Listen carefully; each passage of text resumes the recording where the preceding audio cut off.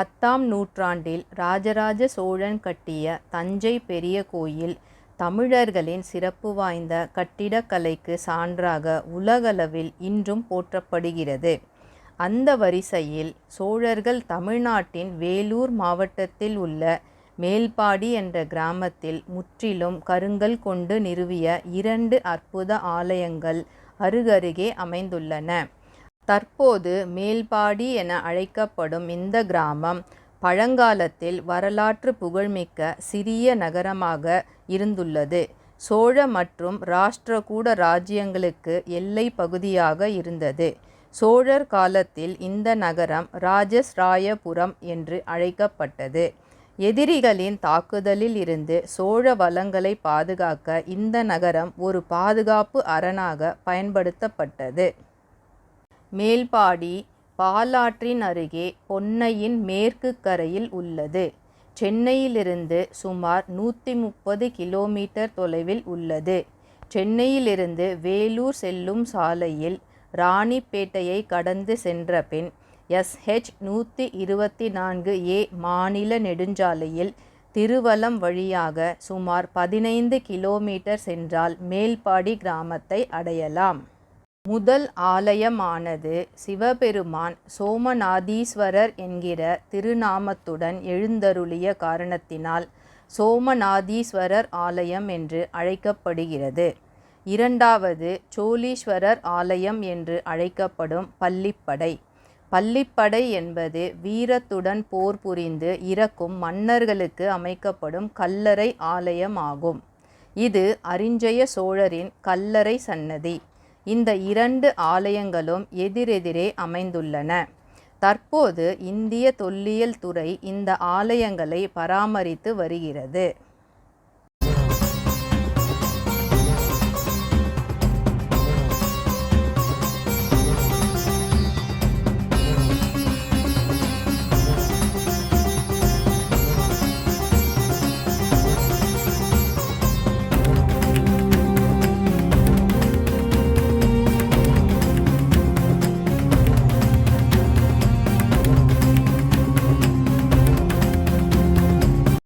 முதலாவதாக சோமநாதீஸ்வரர் ஆலயத்தை பற்றி காண்போம். இந்த ஆலயம் கிபி 907 மற்றும் 953 ஆண்டுகளுக்கிடையில் பராந்தக சோழன் ஆட்சி காலத்தில் உருவாக்கப்பட்டு பின்னர் கிபி 985 மற்றும் 1014 ஆண்டுகளுக்கிடையில் ராஜராஜ சோழன் ஆட்சி காலத்தில் விரிவாக்கப்பட்டதாக கருதப்படுகிறது. இந்த பெரிய ஆலயத்தில் பல சுவாரஸ்யமான கட்டடக்கலை அம்சங்களை காண முடிகிறது.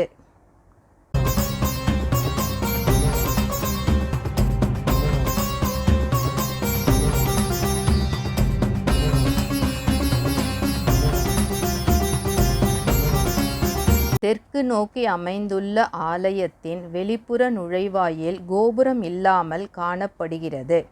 அதை கடந்து சென்றால் உட்புற நுழைவாயிலில் 3 நிலை ராஜகோபுரம் மற்றும் 3 கலசங்களை தாங்கி கம்பீரமாக நின்று கொண்டிருக்கிறது. கலசங்கள் முதற்கொண்டு அனைத்துமே கருங்கற்களால் கட்டப்பட்டுள்ளது. ஆலய வளாகம் முழுவதும் பரந்த கோட்டை சுவர்களால் சூழப்பட்டுள்ளது.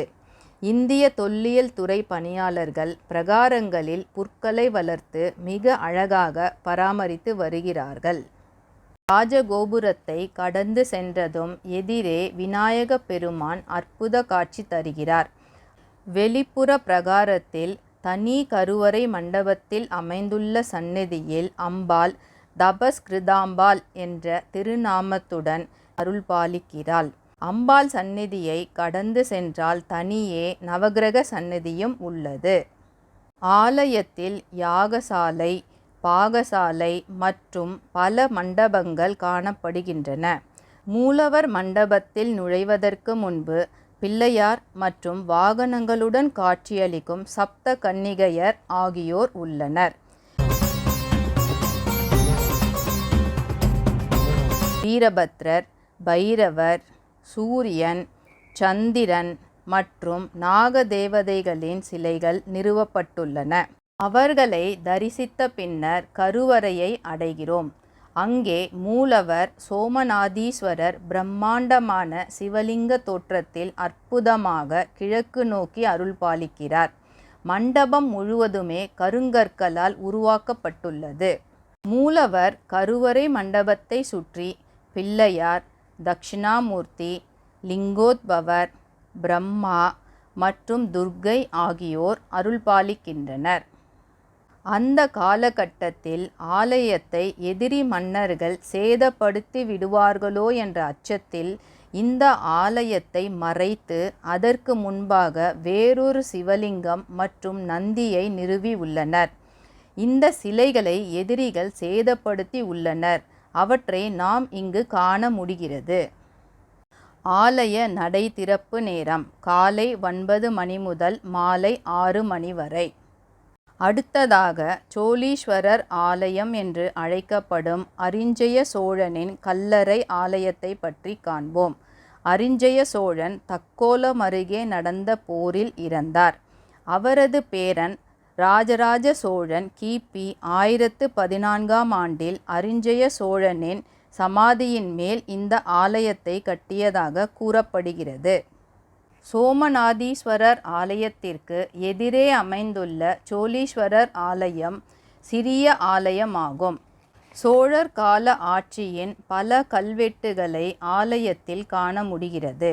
அரிஞ்சீஸ்வரர் ஆலயம் என்று முன்னாளில் அழைக்கப்பட்டு தற்போது சோழீஸ்வரர் ஆலயம் என மாறியதாக கூறப்படுகிறது.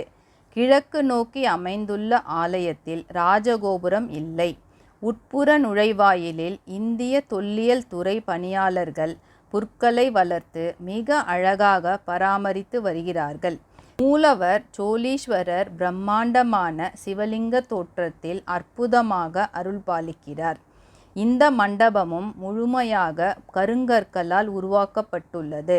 மூலவர் கருவறை மண்டபத்தை சுற்றி தட்சிணாமூர்த்தி, லிங்கோத்பவர் மற்றும் பிரம்மா ஆகியோரின் சிலைகள் நிறுவப்பட்டுள்ளன.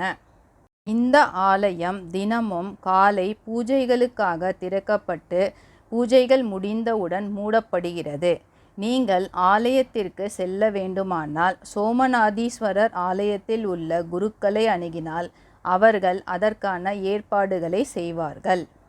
போன்ற ஆன்மீக தகவல்கள், ஆலயங்கள், சித்தர்கள் வரலாறு, கிரக பெயர்ச்சி பலன்கள் ஆகியவற்றை அறிந்து கொள்ள ஆலய ஓம் யூடியூப் சேனலுக்கு சப்ஸ்கிரைப் செய்யுங்கள். நன்றி, வணக்கம்.